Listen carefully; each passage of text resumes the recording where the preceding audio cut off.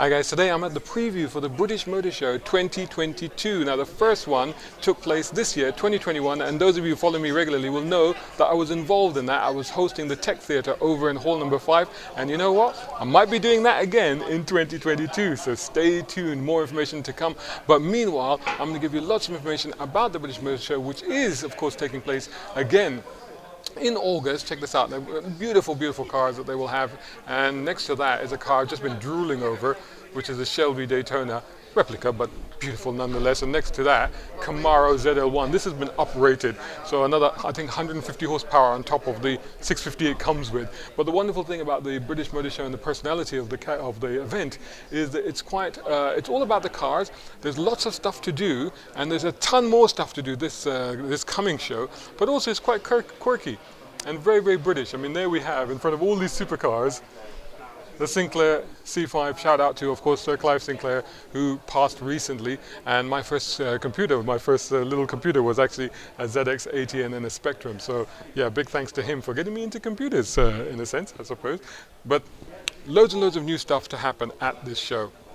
In addition to all the stuff we had last year, which was all the live action stuff as well as the static displays, but they've upped the live action stuff, so more cars to test, more cars to drive, more cars to get experience in, of course the drift taxis, more motorsports, live motorsport stuff happening.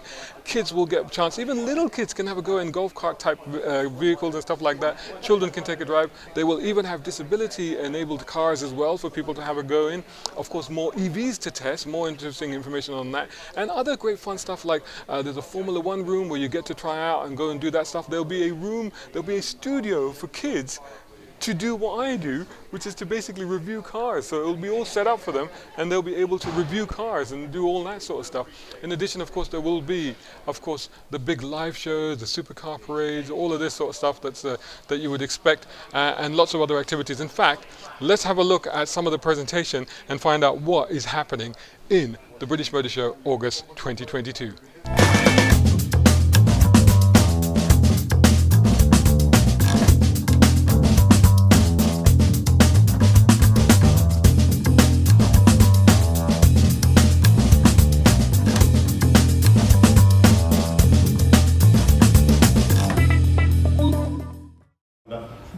Motor industry, they're our tech partners, and we're really pleased to have one of the key automotive kind of groups behind us as our IGA, and we've got some great news for the IGA in a moment as well. Premier GT, our supercar partners, National Geographic, it's great to have a channel on board.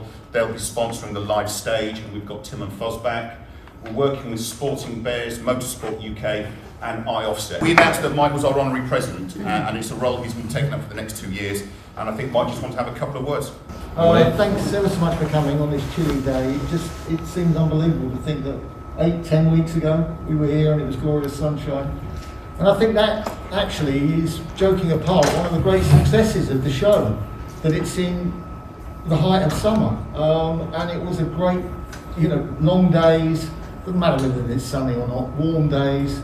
And I think, when we look at these other shows around the world that are struggling, shows like Geneva and New York and even the Tokyo show, Detroit of course. I've been to all those more times than I care to remember. And they're thoroughly miserable events in some respects because they're staged at the wrong time of the year. And I think the other thing is to put it in context in an international sense. I mean, in one way this is a small show. It's not regarded as one of those global events where all the manufacturers turn up and show off their latest products yet. But I can't think of any other country that's had a national show in 2021 and 2022. Last year, 2021, or this year, but the last show, was the first one on the international stage, the first national show in the world. And to do that 2 years on the trot, well, France is not doing that, Germany's not doing that, certainly the USA and Japan are not doing that. Don't worry, Andy, I won't let the cat out of the bag, but we are talking to a lot of other people in the industry, some of the trade bodies, the very powerful trade bodies, and just watch this space, because I think you're going to be seeing this thing getting not only bigger and better, but it's going to widen, and it's going to be better value for money as well. The other great thing about this, of course, is that kids are involved in a big way, to the extent that they're driving. And I know when my two kids first drove, it was, you know, one of the most momentous days of their life. The first time in those days they had to do a thing at Brands Hatch, early drive or whatever. The fact that kids can turn up here and get behind the wheel of a car, I think is amazing. Also amazing, because I'm involved in it, is the Best Cars of the Year.com awards program, which is really taking off. It's an awards program with a difference. For starters, it's 100% honest, and we don't have the usual just the sole crop of motoring journalists like me who are judging.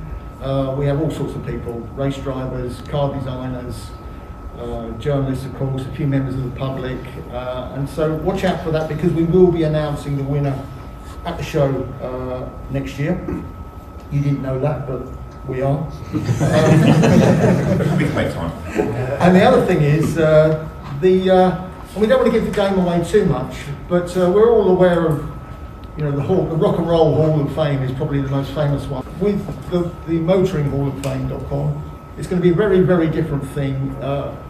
It is already, I should speak present tense, not future tense, because it will reward the people of today and the products of today and the ideas of today and the breakthroughs of today. So that will be a great, fun exhibit. I'm going to invite Hayden up to talk. Hayden's director of business, fellow director, also has a role within Cinch, and Hayden is going to talk to us a little bit more about what Cinch's involvement is going to be. The show was all about having a bit of fun. It's not a corporate starchy event where we've got lots of glitz and glamour and big multi-million-pound stores. This is all about a family day out, as Andy's already said. So on the Saturday of the show, and Andy, I quite often said to the team, what would you like me to do? Can I help out? So on the Saturday, Andy said, just go and mingle and talk to the people that have actually spent the money coming to the show. The overwhelming feedback was, it's really good fun, and that's the whole philosophy behind the show, certainly for next year as well. And that was concreted all the way through the weekend with people. The feedback was, we're having a really, really good day out, and that's what we want to try and achieve. The big news from me, I guess, is at 10 o'clock last night, we did a deal for the next 5 years, which I think is really, really good news, positive news for the show. So it has Cinch's and, more importantly, the Constellation Group's full backing. So the guys at Constellation are fully behind the show. It's our mission of what we want the show to be. We don't, as Mike said, we're not trying to be Geneva. That's not what we're about. We're not trying to be anything else. We're something for everyone. We're embracing all aspects of the motoring industry, and for all of those specialist shows, and there's some great specialist shows. You've got Autosport, you've got the Classic Car Show in NEC, you've got Fully Charged. We see ourselves as a bit of a feeder show, because we bring in everybody, and the people that perhaps had never thought about classic cars, that came in to see EVs, have realised that you can convert EVs to electric, and we convert them, then they go off to that show. They might go and see Fully Charged, or the families who don't know anything about motorsport, because, you know, a lot of the younger generation falling out with motorsport. So we bring all the younger generation and we put some loud motorsport cars out there, they get back into that. So we're trying to be something for the whole industry. And what we're trying to do is deliver a new type of show. And the important part about it is accessible to all. And for those of you that are here in 2021, you'll have seen that there were bums on seats. And for those of you here that are exhibitors and want to sell stuff or sell cars or your product, that's really key. It's get people in your cars. We don't want to be one of these flashy shows that everything's roped off and you can't get near, because that doesn't sell cars. And it's not what the public wants. So we want accessible to all. And another example of that is where Tim and Fuzz, who these people see them on TV, they're these you know, they're famous TV presenters, they're stopping, they're having photographs, they're chatting away. That's what we mean by accessible. We want to educate and entertain, and that's really key. So we talked about the entertainment, and you'll see all the entertainment going on, and you saw it in the video.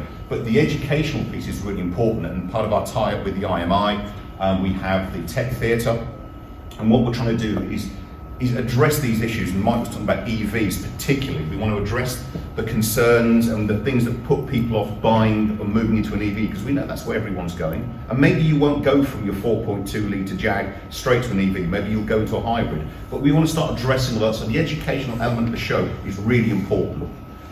We want to engage new audiences, as I said, so we'll bring in this audience that maybe hasn't seen your product, hasn't seen motorsport, hasn't seen EV, and we'll start to bring that audience to these new parts of automotive. And we want to convert people to more environmental motoring, and that's really important because that's where we're all going. We all know that's where we're all going. It doesn't mean it isn't fun, but we can get people there. Ultimately, we want to deliver a great family day out and at a reasonable cost. And I said before, it's £18.50 for an adult single ticket. It's £37 for a family of 4. That's pretty reasonable. I don't think you will find another show in the country, not of this size, not a national show, that is priced more reasonably than that. And we've also committed to no price increase in 2022. We had a really successful 2021. We had nearly 50,000 people, as you can see. We had an amazing amount of social media reach, nothing but positive feedback. You always expect to get the complainers on social media, and I had Lisa tied up, ready to respond, and we really did see it. People came in and we had massive positive feedback. What are we doing in 2022? It's really easy. More cars, that's obvious. More halls, so we are having a second or a third hall build. So this next year is the air show year, and they build these huge temporary structures or semi-permanent structures, and we are keeping one of them up, which is not far off the size of Hall 1, so we've got about a 30% increase in indoor space. So we are going bigger, which means we'll get more visitors, more fun for the kids, which is all about more fun and more education. That's what we're doing, simple as that. Is it the greenest motor show ever? We know that the way that things are going, it's got COP26 happening at the moment, the industry is moving that direction, and of course, everyone in this room knows that automotive can be a dirty word, and we're trying to change that. We're trying to get people to realise that automotive isn't a dirty word. So we know that we've got to make this a sustainable green show. That doesn't mean it's not going to be a lot of fun. And how are we doing that? Well, of course, we're showcasing the latest electric vehicles in the electric motor show. So we're encouraging people to go to more greener motoring, making that step from wherever they are to where they need to be, and we're holding their hand along the way. We're helping educate them and encourage greener motoring in the tech theatre. A lot of the sessions in the tech theatre will be asking and answering those questions about, well, what about this in the cars, range anxiety, putting all of that to bed. But we're also going to be carbon offsetting the show. And I think we're the first global motor show to commit to doing this. We looked at doing it last year, we didn't in entirety. We will offset all show transport and setup. So as a business, to get the show up and running, all of your cars that turn up, all of the exhibitors' cars, everything that comes to the show, we will be carbon offsetting that in partnership with a company called iOffset. We will pay for visitors to offset their travel to the show as well. When the visitor gets here, they've driven to the show, they'll give us their registration number, they'll tell us their postcode, and we can work out what it costs to offset that journey. Again, we would commit to doing that. And we're going to encourage all of our partners to offset their commitment to the show, so the vehicles that they bring down, any of their setup as well. So we're trying to make that step to show that we can be motoring and we can be green. 2022, what does it look like demographic-wise? We're expecting over 70,000. I'm being fairly conservative there. We're targeting more than that. We're really pushing this down the family kind of avenue. We want more and more families here because ultimately these are the people that buy cars, let's be honest. So we want more and more families here so they come for a great day out, the kids have a fun time while the parents are looking at their next car, finding out a little bit more of the tech theatre, investigating and having a great day out. Something new for 2022 is the Motorsport Arena. We used that for a little bit of motorsport last year, but we're actually going to be increasing the amount of stuff that goes on there. The live arena is back, which is just outside of here, and you can see that all of the interesting stuff from 2021 is back in a just slightly bigger way. We're going to be increasing the size of our zones, so the modified car zone, the electric car zone. They were really popular, and this is what we're looking at here was the city car zone. And we brought a lot of little cars together, so we're going to increase our zone sizes. But we're going to retain the accessibility that made 21 so successful. That's really key. And we're discouraging huge builds. Something I'm really conscious of is some of these shows, large manufacturers will come on in and they'll take a quarter of a hall or a large area, they'll spend an absolute fortune and they'll put one car in the middle and rope it off. And it looks great in photographs, but it's no good for the visitors. It's a lot of money to build, and I don't think you get the return. So we are discouraging massive builds. We want to make the car the start in much the same way as it was in 2021. Let's put our money into getting people into the cars and having some fun along the way.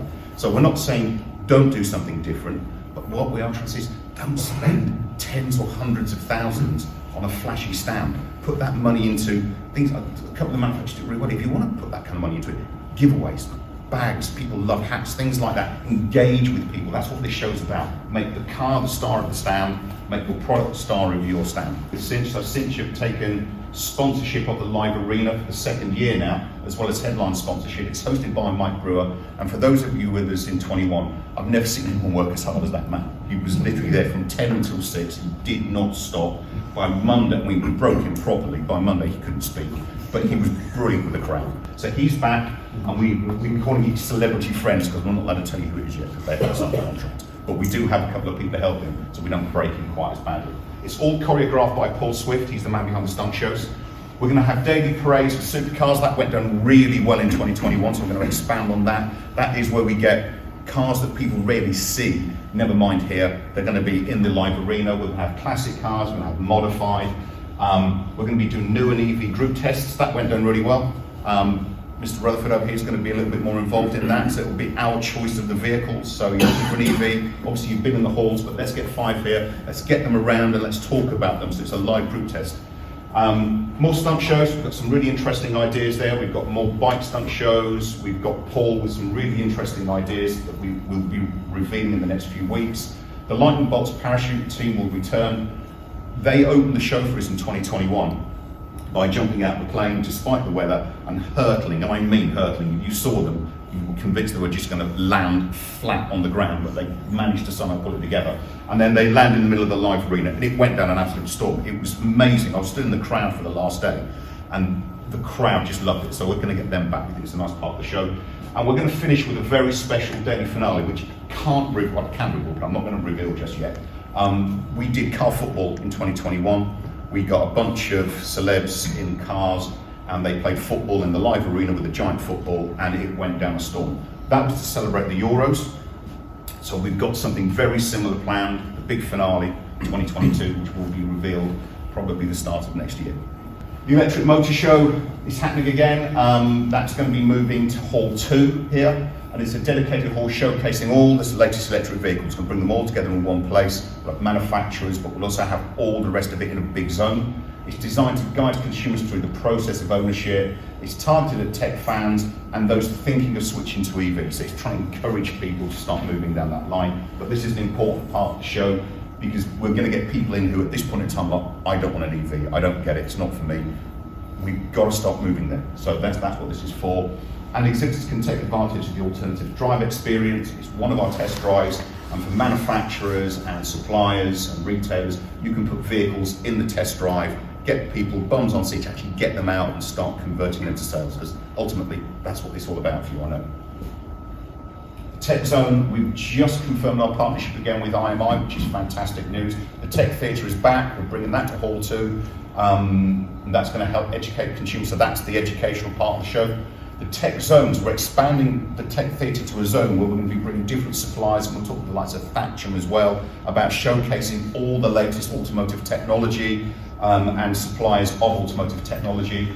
And all of our career content, our press and trade briefings will move to the Tech Theatre. We had some stuff upstairs, but we are going to bring that all to the Tech Theatre this year, and we are expanding on the career content, the Automotive Careers Expo. We had 8 or 9 suppliers, and it went down really well. We had a lot of people coming just for that part of the show, bringing their youngsters along, looking at careers in automotive, or people who are looking to reskill. So we are going to extend that because we want to encourage people into this wonderful industry of ours.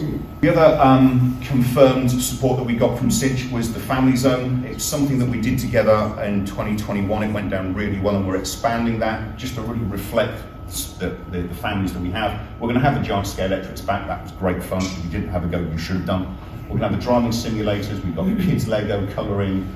We've got car wrapping. The Racing Bug, which is the picture that you've got there. Again, great fun, and we utilise this really well with our celebs. We had Ash and Aiden, who were 2 BTCC drivers. In fact, Ash just won the championship a couple of weeks ago, and they came down, and then we got people to race against BTCC drivers. It was great fun. Where else can you do stuff like that? 2 new things for 2022, and I'm really excited about this, is we're going to have, and it's never been done before, we're going to have a Formula One themed escape room. Escape rooms are the big things at the moment. You know, you can go out and a lot of shopping centres have them. We're building in partnership with the guys who are doing the scale electrics and simulators, an F1 themed escape room. So people will be able to come in, you'll have 15 minutes. It's going to look like a Formula 1 garage. So you'll have to do all of these little tests, but it's all Formula 1 related, so that's really, really challenging. And we're going to have a kids TV studio, and this is something that we've been working with Cinch with, and this is something we'll probably take on the road, take around the country to promote the show. We're creating a studio, we're going to be tying in with the celebrity, and then people will be able to, in effect, host their own car review. And we're encouraging it for the kids particularly, so you can get your 8 and 9-year-old who will script, and they'll stand there and they'll review the car, and then we'll turn that into a video, and it'll be topped and tailed with a celebrity, and then we'll send that out on over the Ethernet, and then they'll get to share that socially. So that's a really good way to promote the show. So hopefully we're going to be doing that in advance as well. We're also going to add in a driving arcade, something that I think will be really, really interesting and a lot of fun. We're going to have classic arcade driving games, so the old Sega games that we all remember from our misspent youth. The latest console driving games, like daily challenges there, that's free. That's not, a lot of these things people pay for them, that's not, you're going to have a lot of fun, completely free. Just on a partnership deal with Motorsport UK. We've got the Motorsport Zone, that was outside last year. That's going to be expanded for 2022. We're going to have the Motorsport Arena, so it's this new arena down behind Hall 5, and that's going to have drifting and all types of motorsport on the show throughout the day. We'll have stars on the stage, and we will be talking about motorsport careers, because a lot of the kids are really interested in getting involved in motorsports, and we'll be talking about that. So that's a big part of the show for us. Back in Premier GT, we had an amazing Supercar Paddock at the end of the hall in 2021. We had about 50 cars a day turn up, some really rare stuff. We had more supercars than any other show, or we will do in 2022. It's the chance for visitors to get close. It's a big part of the show. I mean, most of these people can never afford, or certainly couldn't afford a monthly car like this. We all want a dream. And actually a lot of people will never get as close as they can get as close in. People were able to get really up close, sometimes a little too close. We pulled together in 21 a modified car area. We had 10 cars. It was at the top of Hall 1. And they were really, really unusual cars, from this particularly wild Nissan to Lou's amazing RS Turbo, 1988? 89. But we were trying to show modifications throughout the eras. And we had we had the Savage Cortina, didn't we, I think, yeah, there. And we thought this would be a nice kind of side for the show. It turned out to be hugely popular as a display, and people really, really enjoyed wandering around. And the owners were fantastic. They chatted away to people, and it again shows a different side of the industry. So we are going to be increasing the size of the modified zone. We have 20 cars or so inside. We'll have an area outside where we'll have people coming on a daily basis. So the outdoor modified paddock is for those that can't show for 4 days. We're going to have a vehicle parade in the arena, and we'll have a live session as well. Retro electric. This is something I think is going to grow and become a bigger and bigger part of the show. We started this in 21. It's the movement to convert classic cars to EV. And more companies are coming into this every month. And we saw 6 companies with us in 21 who converted cars to classic cars like this Mini to electric. And we're expecting that to probably double in 2022. And I think that this is, it's a fledgling industry at the moment, but I think this has got a long way to go, and we're in it right at the start. So Retro Electric is the brand that we've given it, and I see that growing and growing, and probably in the next 3 or 4 years it'll have a hall of its own. And it's fascinating. If you've not looked into this, go and check these companies out. You've got E-Dubs and you've got Electrogenic, and the stuff that they're converting is absolutely amazing. It really is. So Kairin's back. Kairin had a fantastic time. Isn't that right, Adam? Yeah. In fact, Adam was the very first person to phone me up after 2021 to say, can we come back? I think that was the Monday afternoon. Yeah. So we have got Kairin back, and it was a phenomenal success. You could have probably put twice as many people through. Sporting Bears Dream Rides, that's Michael, and he's been a massive supporter of ours, and a lot of the cars out there have come from Michael's mentors, and they give these cars up completely for free. They give their time up for free. And we raised about 40 grand, didn't we, this year? £41,000, yes. Yeah, and it was, again, from 0 to 40,000 was pretty good for you. I think it was one of the bigger events in the year. Yes, yeah, second largest fundraiser for us. For a new event, fantastic. 770 rides, considering it's a 20-minute passenger ride, out on the public roads, Yeah. that's a lot of rides. So we're going to have more cars in 2022, and again, this is something different than many shows where you've seen the supercars out there, and then you can go, yourself or your family or your children, whoever it might be, go and get a passenger ride in some fairly impressive kit out there. And we're really proud to be part of the Sporting Bears. £40,000. I'm really proud that we helped raise that amount of money. We're going to be extending our under-17s driving. It was phenomenal success, and it sold out every day. That was our biggest problem. The biggest challenge we had is it sold out every day. So we will be bringing more vehicles in 2022. We'll be pre-booking some people so they can book in advance. It's a great gift for the kids for Christmas, and we will be offering some on the day. So we're trying to help manage people here. We're also extending that because I think that was from 10 to 17, but we look like we're able to extend that. We've got kind of kiddies driving, so for what is it, Kel, 4 or 5 year olds upwards? Yeah. So they've got specially adapted smaller cars. They're not full size cars, are they? They're kind of mini cars. Bit of a golf cart. Yeah. But we're going to do that, and again, hugely successful. That really was. We're going to be introducing karting. We didn't really have much in the way of karting. We wanted to in 21. We did. We'll be bringing karting in. Test drives, probably really relevant to a lot of you here. We did just under 2,000 test drives over 4 days, which we think was pretty impressive. And I know that we were on the feedback as a number of people sold vehicles. Truck driving, we're going to have monster trucks. You can actually get in and drive them yourselves. And the electric ride experience, that's something new as well, and that's for electric bikes, electric scooters, that kind of thing. We'll be introducing people to that, giving them the chance to actually ride them on site. The live stage is hosted by Tim and Fuzz again from Car SOS. Nat Geo back behind us. That's the part of the show where we get celebrity interviews, quizzes, competitions, group QAs, panels. It's a fundamental part of the show. That's where we have a lot of fun there, and that's in Hall 1. It is what it is, the live stage, and I think for those of you that saw it in 2021, you'll get what that's about. It is the non-tech side, and you can see Martin and I being interviewed there by Tim Shaw, in case you wonder who that was. Classic car, there's a few owners clubs in the room, so just to let you guys know what we're doing there. We've got space for over 50 owners clubs. You'll see, if you see on the maps here, our classic area expands all the way down to Hall 5, and that was probably about half full in 2021. It will still look the part, but we have space to expand that, and that's what we're hoping to do. So we've got the owners enclosure for people who want to bring their classic car there but aren't associated with the club. We did really well with about 20 cars every day in 2021. Classic parades in the live arena, and we're introducing the BMS birthday party. And that's bringing people together, or owners clubs together, celebrating model and mark anniversaries. And there will be lots of jelly and ice cream, I promise you. And the last thing in there, we're going to introduce a dedicated area for kit cars. We've been talking to one of the kit car publications, and they're really keen to have an area there. There's one thing we didn't talk about in 2021. We'll have an official schedule for exhibitors, new product releases and reveals. So for manufacturers, retailers or exhibitors, if you've got something new, we've got a couple of reveals, and we are hoping to have a couple of firsts in 22. We will actually have an official schedule, so the press and trade will be able to come down here, particularly the press. We'll give them the schedule, they'll be able to come to your stand, you'll reveal, we'll get all that detail, they'll be able to see the show, and then we'll launch it, so we'll get more people together in one place. That's the idea. And we are going to have an evening networking event for the press, trade and exhibitors on that first night. Confirmed hosts for 2022, we've got Mike Brewer back, as I mentioned, we've got Tim Shaw and Fuzz Townsend. Ewan Thomas, we believe, is with us as well. TBC.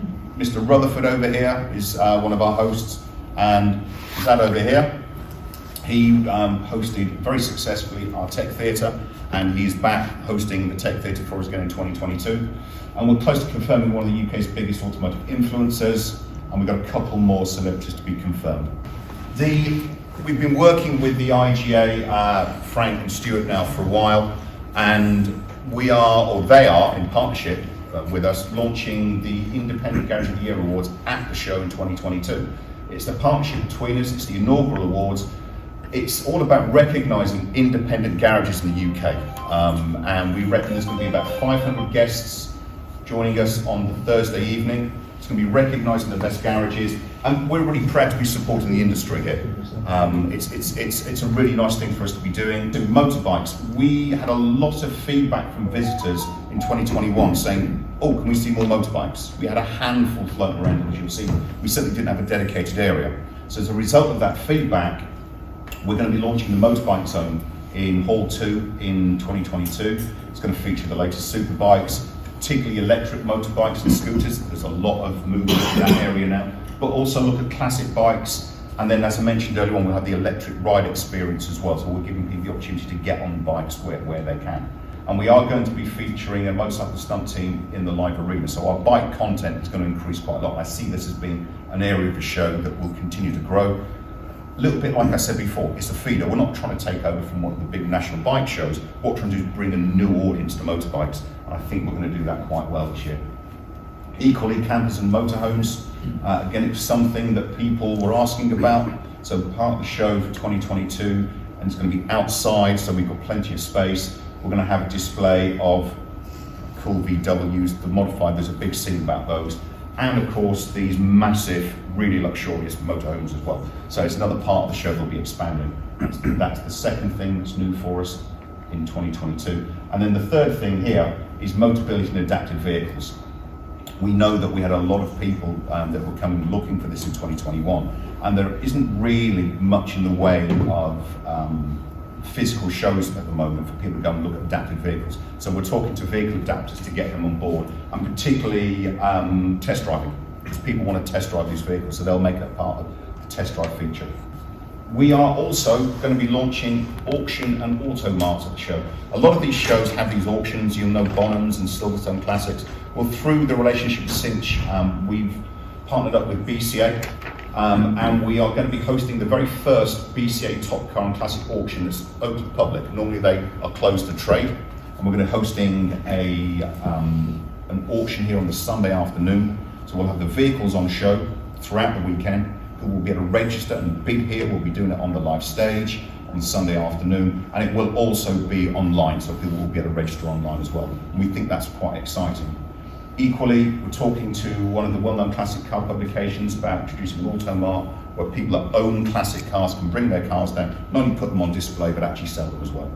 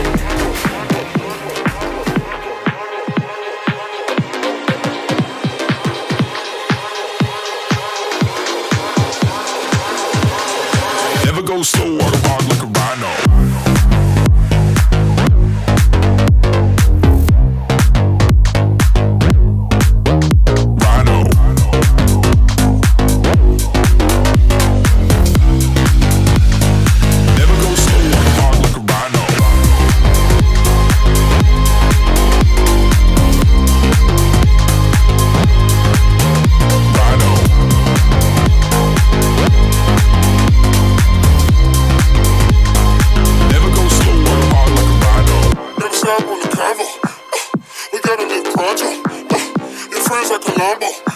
You be the judge like Rambo. And thanks to Jay Williams over at Air Technic, who are my top tier sponsors. Check them out for exhaust, brakes, suspension, and even body kits. Also, much appreciation to my tier 4 sponsors, Muhammad Ali Ahmed and Tom Conway Gordon. And of course, all of these other guys who have joined me on Patreon. Without their support, I can't be creating the content that I am doing. Perhaps you can join them. Head over to patreon.com/browncarguy. Even if you can't do that, make sure you're subscribing and sharing this channel, which of course is youtube.com/browncarguy. Also subscribe to browncarguy.com and follow me on all the socials. Just search for my hashtag, which of course is #browncarguy.